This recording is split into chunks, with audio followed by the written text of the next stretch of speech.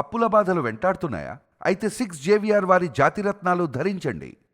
Hello అండి, అందరికీ నమస్కారం. నేను మీ కట్టా కార్తీక్.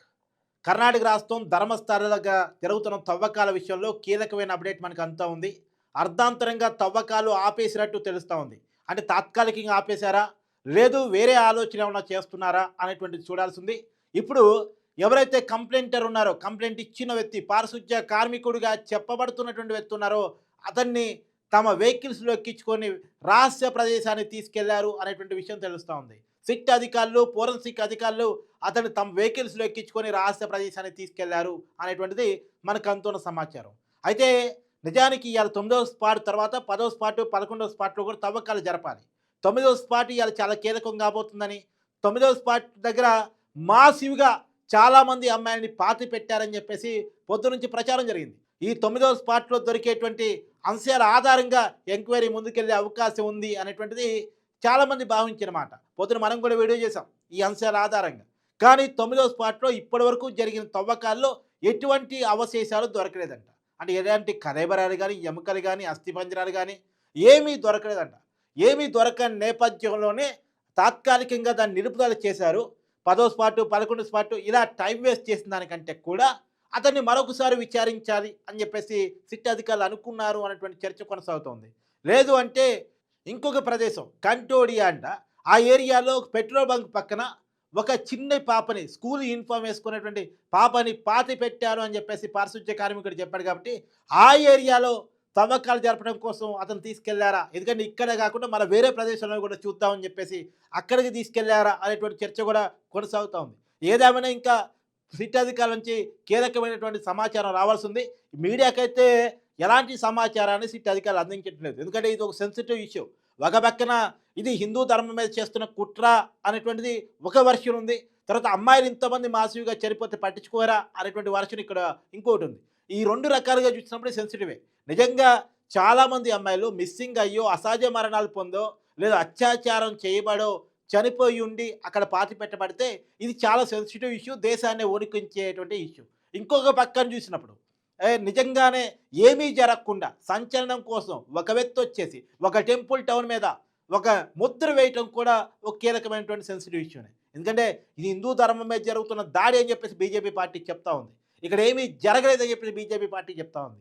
కానీ కొన్ని ఇన్సిడెంట్ని కొంతమంది చెప్తా ఉన్నారు. అదే 1979లో టీచర్ ఇష్యూ చెప్తా ఉన్నారు, 1986లో ఒక మైనర్ ఇష్యూ చెప్తా ఉన్నారు, తర్వాత 2003లో అనన్య భట్ అంటున్నారు, 2012లో ఇంకొక మైనరు అమ్మాయిని చెప్తా ఉన్నారు. సరే, వందలాది అమ్మాయిలు ఉన్నారా లేదా పక్కన పెడితే ఓ 4-5 ఇష్యూస్ చెప్తా ఉన్నారు. అయితే ఈ 4-5 ఇష్యూస్ వేరు, మొత్తంగా మాసివ్గా జరగటం వేరు.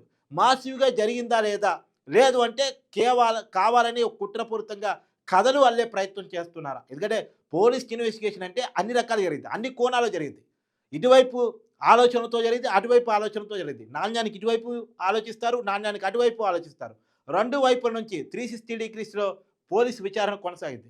కాబట్టి ఇప్పుడు అతన్ని ఏదైనా ఎంక్వైరీ చేస్తూ ఉన్నారా, అంటే ఇది కావాలని పుట్టించాడా, ఇతను వెనకాల ఇంకెవరన్నా ఉన్నారా, ఇతనితో ఎవరైనా చెప్పిస్తున్నారా, ఇతను ఈరోజే వచ్చి చెప్పడానికి ఉన్న కారణాలేంటి? ఎందుకంటే ఇతను 1998 నుంచి 2014 మధ్య పనిచేసినటువంటి వ్యక్తి. రేత్రావతి రివర్ పక్కన పారిశుధ్య కార్మికుడిగా పనిచేసిన వ్యక్తి. 2014 తర్వాత అతని కుటుంబాన్ని తీసుకొని రాష్ట్రాన్ని వదిలేసి వెళ్ళిపోయాడు.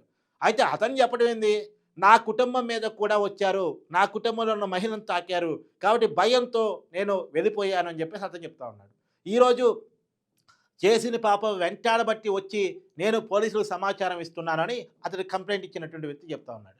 మరి అతను వాదనలో నిజంగా నిజం ఉందా, లేదు అంటే అక్కడ స్థానికులైతే కొంత కోపపడుతున్నాడు తెలుస్తూ ఉంది. ఎవరో ఒక వ్యక్తి ఇచ్చిన ఫిర్యాదు పట్టుకొని మీరు ఇంత చేస్తారు ఎందుకు, మా ప్రాంతం మీద చాలా బ్యాడు మార్కు పడతా ఉంది అని చెప్పేసి అక్కడ లోకల్ స్థానికులు కొంతమంది పోలీసులతోటి వాగ్వాదానికి దిగుతున్నారు అనేటువంటి సమాచారం కూడా బయట నడుస్తూ ఉంది. అయితే ఇంకొక పక్కన మంజునాథ గౌడ అంటే అక్కడ ఎస్ఐగా పనిచేస్తున్న ఒక అధికారి ఇక్కడ ఎవరైతే కంప్లైంట్ ఇచ్చారో ఆ కంప్లైంట్ ఇచ్చిన వ్యక్తిని బెదిరించారు అని చెప్పేసి, ఏదైతే నువ్వు కేసు పెట్టావో ఆ కేసును వాపసు తీసుకో, నువ్వు ఇచ్చిన కంప్లైంట్ వెనక్కి తీసుకో, లేకపోతే నీ సంగతి చూస్తాను బెదిరించారు అని చెప్పేసి ఆ మంజునాథ్ గౌడ్ని ప్రస్తుతం సిట్ అధికారులు తమ ఆధీనంలో ఉంచారు అని చెప్పేసి ఈ చర్చ కూడా నడిచింది.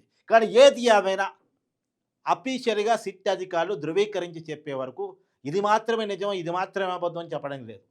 జరుగుతున్న ప్రచారాన్ని ప్రజల ముందు ఉంచడం తప్ప, కానీ ప్రజల ముందు ఉంచాల్సిన సమాచారం కాబట్టి. ఎందుకంటే అమ్మాయిల రక్షణ వ్యవస్థలకు సంబంధించినటువంటి విషయం కాబట్టి, కొన్ని వందల మంది అమ్మాయిలంటే చాలా పెద్ద విషయం కాబట్టి, ప్రజల ముందు విషయాల నుంచే ప్రయత్నం చేయడం తప్ప, ఇది మాత్రమే నిజం, ఇది మాత్రమే అబద్ధం అని ఇప్పటివరకు ఒక కంక్లూజన్ రావటానికి లేదు.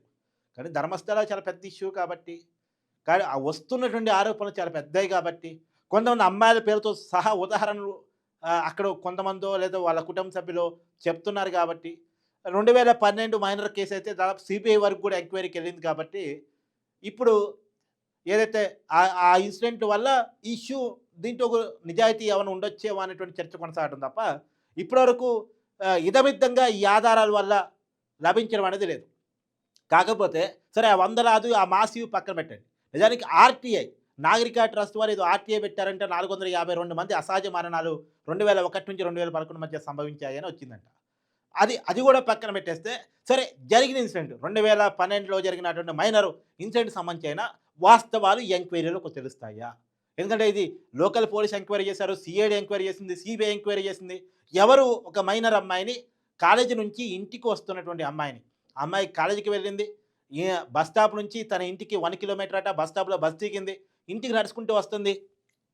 వాళ్ళ బాబాయ్ కూడా దారిలో పలకరించాడంట, ఇంటికి వెళ్తున్న బాబాయ్ అని చెప్పిందంట, కానీ ఇంటికి రాలేదు, మిస్ అయిపోయింది. తర్వాత రోజు శవమై కనిపించింది, ఒంటి మీద బట్టలు లేవు, నేత్రావతి రివర్ పక్కన. ఇప్పుడు ఆ ఇష్యూ సంబంధించిన ఆ అమ్మాయిని ఎవరు చేశారు? నిజానికి అప్పుడు కొంతమందిని అరెస్ట్ చేశారు, వాళ్ళు నిర్దోషులుగా కోర్టు ప్రకటించింది. కానీ దోషులు ఎవరు అన్నది ఇంతవరకు తేలేదు. నేత్రావతి రివరు చుట్టూ అడవి, పెద్ద ధర్మక్షేత్రం, ఒక ప్రముఖ ఏరియా టెంపుల్ టౌను, ఇలాంటి ప్రదేశంలో ఈ అమ్మాయిని ఎవరు చేశారు, దీని వెనకాల ఉన్నది ఎవరు, ఇంతవరకు తేలేదు. కనీసం ఇలాంటి కొన్ని ఇన్సిడెంట్కైనా కారకులు ఎవరో తేలిద్దా? మాసివ్గా జరిగిందా లేదా, చాలామంది అమ్మాయిల విషయంలో జరిగిందా లేదా? ఎందుకంటే ఎక్కువ కంప్లైంట్స్ నిజానికి వందల కొద్ది అమ్మాయిల విషయంలో జరుగుంటే కంప్లైంట్స్ మాసివ్గా ఉండాలి. ఏ కంప్లైంట్స్? ఇది కొంతమంది చేస్తున్న వాదన. అది కంప్లైంట్ తీసుకుంటేనేగా.